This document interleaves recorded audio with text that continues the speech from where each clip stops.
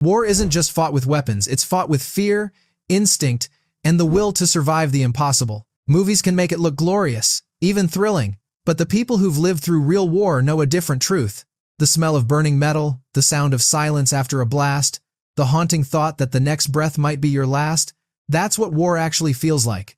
These stories aren't about heroics. They're about human beings pushed past their limits, clinging to sanity in moments when the world seemed to have none left. Try this. The next time you watch a war movie, remember that every explosion on screen was once a real heartbeat lost in the dark. And few places have ever embodied that darkness more than the frozen city of Stalingrad.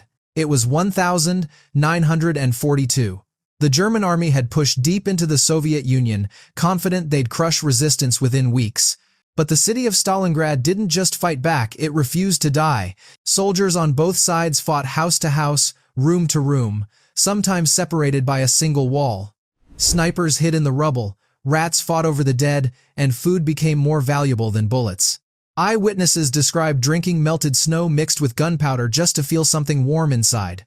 The city was a wasteland of fire and ice. German soldiers called it Rattenkrieg, the Rat War. Nights echoed with screams, artillery, and the unsettling quiet of a city that refused to sleep. One Soviet soldier wrote in his diary, "We no longer fight for victory. We fight so the man beside us doesn't die alone."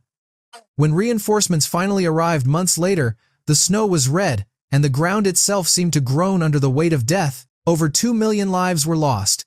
But out of that horror, the tide of World War II began to turn. Stalingrad became proof that even hell can freeze over and that endurance isn't about strength, but about surviving after strength has left you. Try this.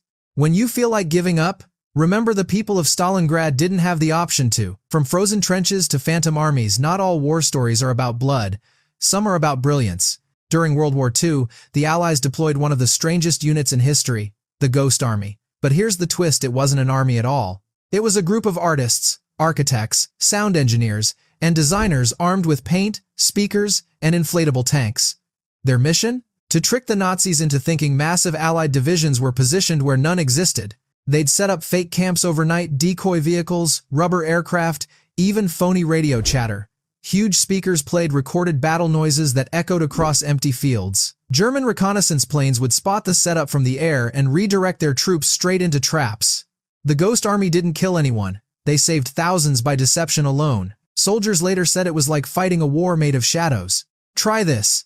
Next time you doubt the power of imagination, remember it once fooled Hitler's army. But imagination can only go so far when you're trapped in the jungle, starving, surrounded, and losing your mind. The Battle of Guadalcanal, 1942.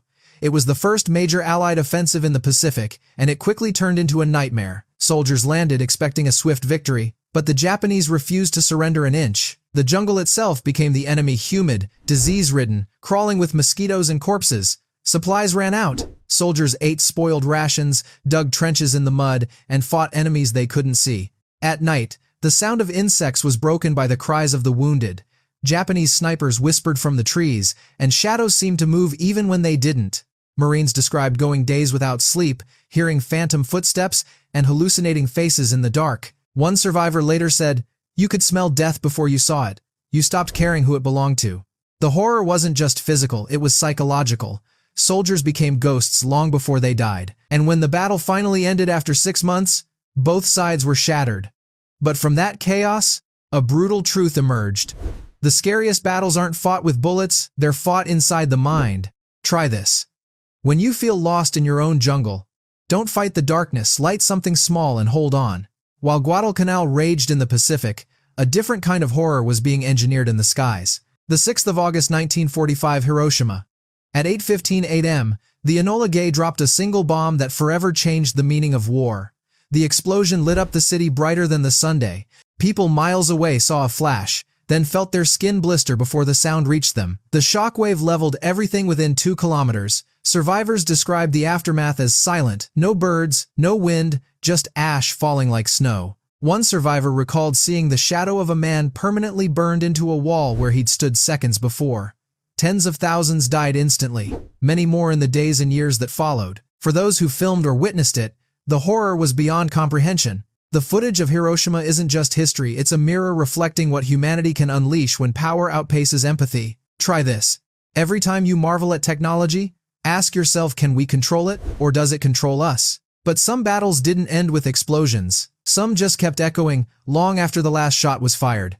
Vietnam, late 1960 seconds. The jungles were alive, not with nature, but with nightmares.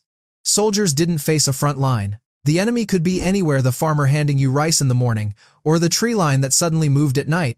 The Tet Offensive of 1968 captured that terror on camera. American troops filmed firefights through broken city streets, while snipers hid in temples. Helicopters hovered over burning villages as terrified civilians ran below. It wasn't just the violence, it was the confusion. Soldiers weren't sure who they were fighting, or why. Booby traps, ambushes, and endless rain broke them down day by day. And when they finally returned home, the war didn't leave them. The real battle had moved inside their heads: post-traumatic stress, guilt, and alienation. The Vietnam War didn't just scar a generation, it changed how we understood trauma itself. Try this. If your mind feels like a battlefield, remember it's okay to retreat long enough to rebuild. And when all the dust, fire, and noise settle, what remains are the ghosts. The ghosts of Stalingrad, Guadalcanal, Hiroshima, Vietnam. They linger not to haunt us, but to remind us.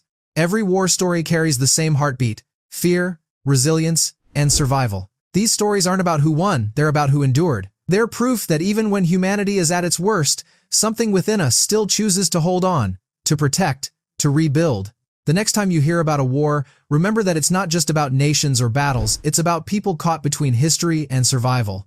And maybe that's the scariest and most inspiring truth of all. If stories like these make you reflect on how fragile peace really is and how powerful hope can be, hit follow. There's more to learn from the ghosts of our past than you might think.